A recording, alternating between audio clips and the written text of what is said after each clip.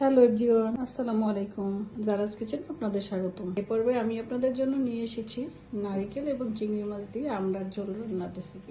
নারিকেল চিংড়ি মাছ দিয়ে আমড়ার ঝোলটা আপনারা এভাবে রান্না করে দেখবেন, খেতে খুব ভালো লাগবে। যখন আমাদের কোনো কিছু খেতে ভালো লাগে না, তখন আপনারা এরকম একটু আমড়ার ঝোল রান্না করে দেখতে পারেন। আপনারা চাইলে নারিকেল এবং চিংড়ি মাছ ছাড়াও আমড়ার ঝোল রান্না করতে পারেন। আমি এখানে নারিকেল এবং চিংড়ি মাছ দিয়ে আমড়ার ঝোলটা রান্না করেছি, যেহেতু বাচ্চারা খাবে, একটু টেস্ট বাড়ানোর জন্য। চলুন তাহলে শুরু করা যাক। ফ্রাই প্যানটা এখন আমি চুলায় বসিয়ে দিলাম। এখন আমি দিয়ে দেব সয়াবিন তেল। কড়াইতে দিয়ে দেব পেঁয়াজ কুচি। এখানে আমি 3টা পরিমাণ পেঁয়াজ কুচি নিয়েছি। পেঁয়াজের ভিতরে দিয়ে দেব চিংড়ি মাছ। পেঁয়াজ চিংড়ি মাছটা আমি ভালো করে ভেজে নেব। এখন আমি দিয়ে দেব নারিকেল বাটা। নারিকেলটা আমি আগে থেকে শিলপাটায় বেটে নিয়েছিলাম। আমি এখানে 2 চামচ নারিকেল বাটা দিয়ে দিলাম। যেহেতু আজকে আমার এটা নারিকেল চিংড়ি মাছের আমড়ার ঝোল, ভালো করে বেটে নেব যাতে নারিকেলটা থেকে তেল বের হয়।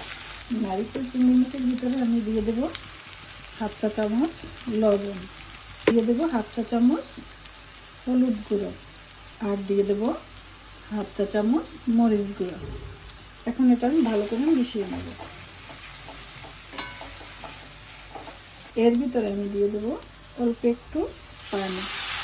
আবারও আমি মশলাটা ভালো করে কষিয়ে নিচ্ছি। দিয়ে দেব 4-5টা কাঁচামরিচ কুচি। মশলা কষানো হয়ে গিয়েছে। এখন আমি আমড়াগুলো এক এক করে দিয়ে দেব। এখানে আমি 5টা আমড়া নিয়েছি, আপনারা চাইলে কম বেশি নিতে পারেন। আবারও আমি আমরা কষিয়ে নেব।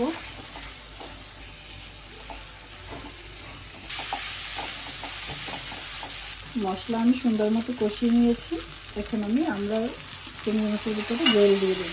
যেহেতু এটা আমরা আমড়া ঝোল করি, সেক্ষেত্রে আমাদের পানিটা একটু বেশি দিতে হবে।